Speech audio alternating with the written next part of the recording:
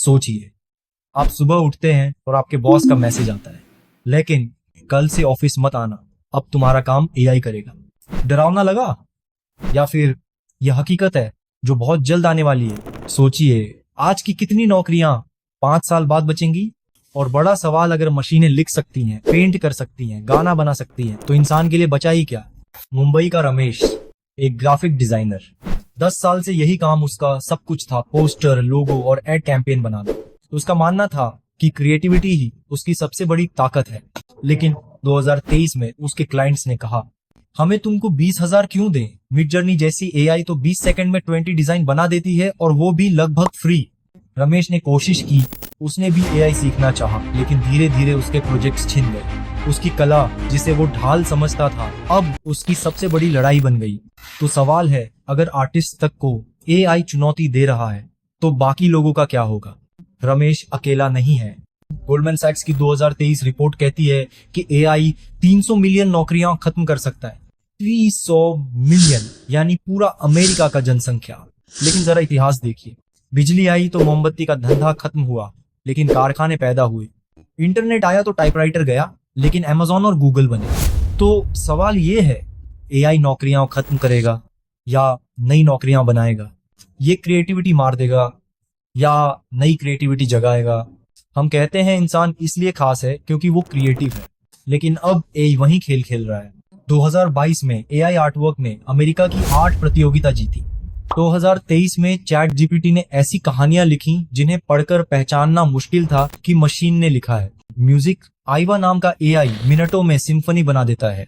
तो क्या मशीन वाकई क्रिएटिव है, या फिर बस पुराने पैटर्न्स को नया रूप दे रही है? मनोवैज्ञानिक कहते हैं, सच्ची क्रिएटिविटी दर्द, प्यार और इंसानी अनुभव से आती है, और ये मशीनें शायद अभी कॉपी नहीं कर सकती। एआई सिर्फ नौकरियों तक सीमित नहीं है, ये हमारी रोजमर्रा की जिंदगी में घुस चुका है। नेटफ्लिक्स पर recommended for you AI, Google maps का शॉर्टकट एआई, बैंक का फ्रॉड अलर्ट एआई। हमने कब कंट्रोल दे दिया, हमें खुद नहीं पता। तो सवाल है, आपकी पसंद आप चुनते हैं या एआई आपके लिए चुन रहा है? एआई सिर्फ मददगार नहीं, खतरनाक भी है। डीप फेक वीडियो नेताओं को झूठ बोलते हुए दिखा सकते हैं। एल्गोरिदम झूठी खबरें असली से तेज फैलाते हैं। कई कंपनियां एआई से कर्मचारियों की हर हरकत, यहां तक कि बाथरूम ब्रेक तक ट्रैक करती हैं। इलॉन मस्क कहते हैं, एआई न्यूक्लियर वेपन से भी ज्यादा खतरनाक है। इतिहासकार युवाल नोआ हरारी कहते हैं, एआई इंसान की भावनाएं और फैसले हैक कर सकता है। लेकिन तस्वीर सिर्फ काली नहीं है। मेडिकल में एआई डॉक्टर से पहले कैंसर पकड़ लेता है।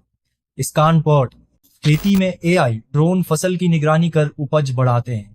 आपदा में एआई रोबोट इंसानों से तेज राहत पहुंचाते हैं। रेडिंग स्पाइडर। तो सवाल ये है, एआई दुश्मन बनेगा या हमारा सबसे बड़ा साथी? ज्यादातर नौकरियां खत्म नहीं होंगी, बस उनका रूप बदलेगा। वकील को कॉन्ट्रैक्ट पढ़ने में हफ्तों नहीं, मिनट लगेंगे। टीचर सिर्फ लेक्चर नहीं देंगे, बल्कि एआई बच्चों को पर्सनल लेसन देगा और टीचर गाइड बनेगा। फिल्म मेकर महंगे सेट्स नहीं बनाएगा, एआई पूरा ब्रह्मांड बना देगा और डायरेक्टर विजन देगा।